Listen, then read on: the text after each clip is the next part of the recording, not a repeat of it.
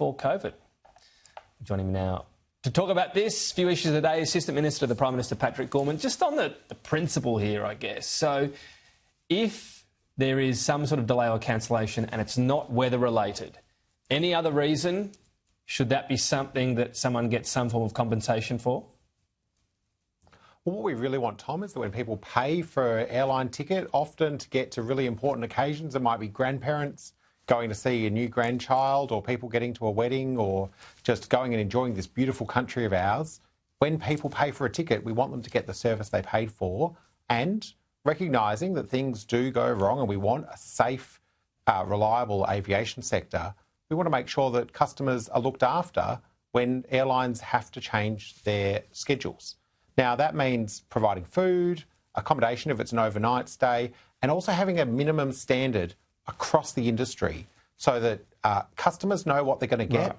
And also, I think we've probably all seen moments at airports where things don't go quite to plan. It'll hopefully take a bit of the tension out of the airports as well, where, you know, those frontline workers are having to deal with people who are having their plans destroyed at the last minute.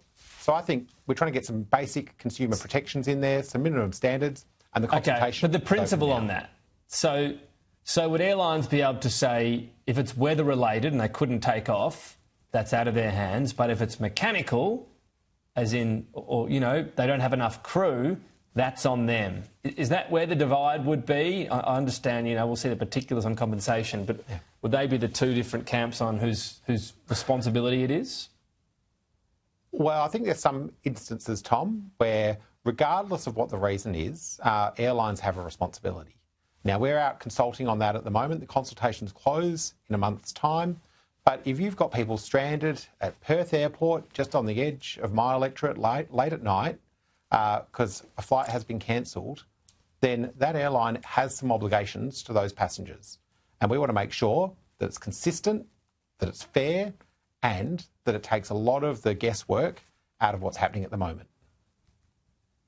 Okay, so mechanical failure, though, that's on an airline. Would that make sense? Well, we'll never compromise on airline safety, if that's what you're getting at. We'll never compromise on that. No, I'm not. I'm just saying whose fault is it if they thought a plane was going to work, but it didn't? I'm not trying to say get it up there anyway. I'm just saying when would that compensation kick in? Well, all of the things that you outlined, Tom, are the things that regularly happen in the aviation industry. You do have, obviously, very good safety regulations. You do have mechanical needs for aircraft, sometimes crew challenges, and sometimes extreme weather events. But all of those things happen in the aviation industry on a regular basis. And that's why having something that is a consumer right that guarantees that consumers get what they paid for and and get paid back quickly. If a flight is cancelled, they should get rebooked or refunded really quickly. That's what I want to see happen. We'll see if that happens. I'm sure you'll be popular if you can make it so. Jason Falinski is here. I didn't introduce him. I wasn't sure what had happened. Jason, you weren't late from a flight, were you? As it turns out, no, Tom, I wasn't. I wish that was my excuse. We'll just call that yeah, you can. That's all right. We'll dock your pay. So, from zero down to whatever that will be. Where do you sit on this? Is this... I know a lot of places around the world do this. Is this something sort of, that should have happened a while ago? If it's an airline's fault and you're really late or you have to stay overnight, or you miss what you flew to do because it's 6 hours late, should there be compensation there? Well, look, Tom, we already have one of the most over-regulated aviation industries anywhere in the world. That's mostly due to the way that CASA administers our airspace.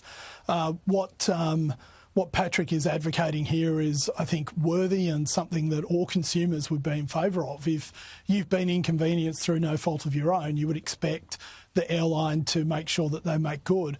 But there's a lot the government can do before it adds even more costs to one of the most expensive air systems in the world by getting CASA to actually behave in a manner and form that's reasonable and sensible, rather than constantly adding costs to what we have to pay to travel around one of the largest and most sparsely populated countries in the world. All right, I do want to get your thoughts on what's happening in the Liberal Party on migration. untangle this for us. What's happened? Do we need to hear the big sorry word from the senator? Yeah, look, I think that she does need to actually say sorry. I think that what she said was really unhelpful in terms of what the Liberal Party is trying to achieve in reaching out to people, and also an important message, which is that immigration, while the immigration at the levels that they are at the moment are a massive problem in Australia, it's not the cause of the problem that we are facing in Australia. The reason that high levels of immigration are causing such a massive problem is because of the supply side constraints that we've put on in the economy. And they're the things that we need to fix. But to blame migrants for what are policy faults emanating out of our federal and state parliaments and frankly being administered by a lot of NIMBY local councils is really unfair and unfortunate. And so I think Jacinta needs to sort of, walk back what she said or explain it in a manner and form that makes sense to a lot more people.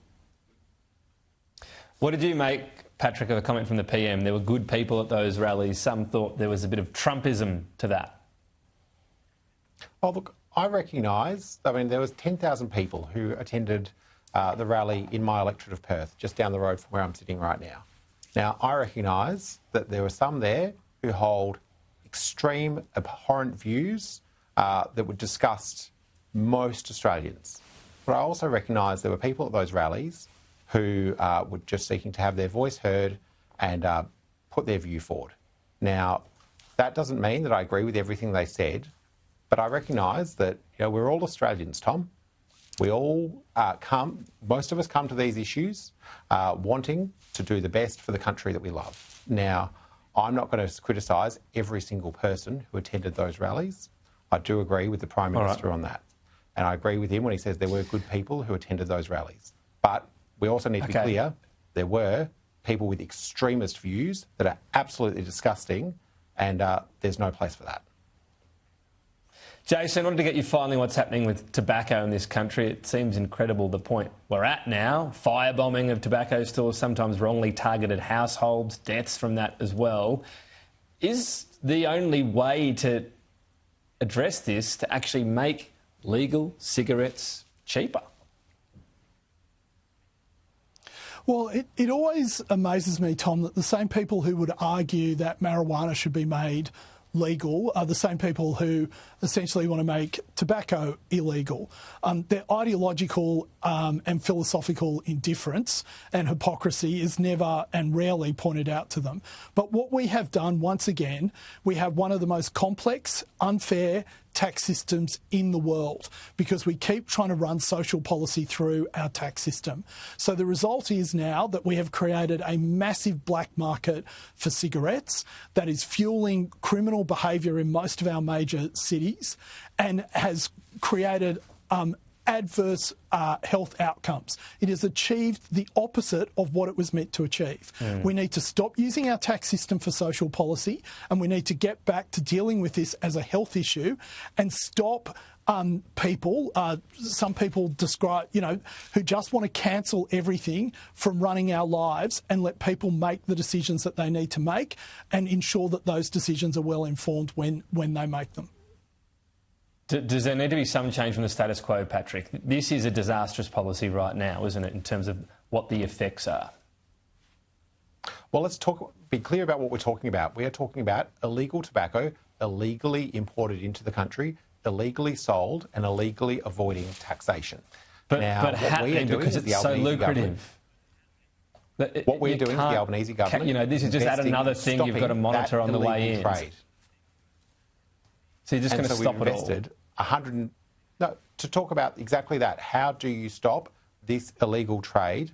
What we are doing is investing this year $157 million to support our law enforcement agencies, Border Force and the rest, to act on this at the border and to do the important detailed work that they do in Australia. And that'll fix it? Will we be able to say in a year it's all sorted? No more firebombings are happening?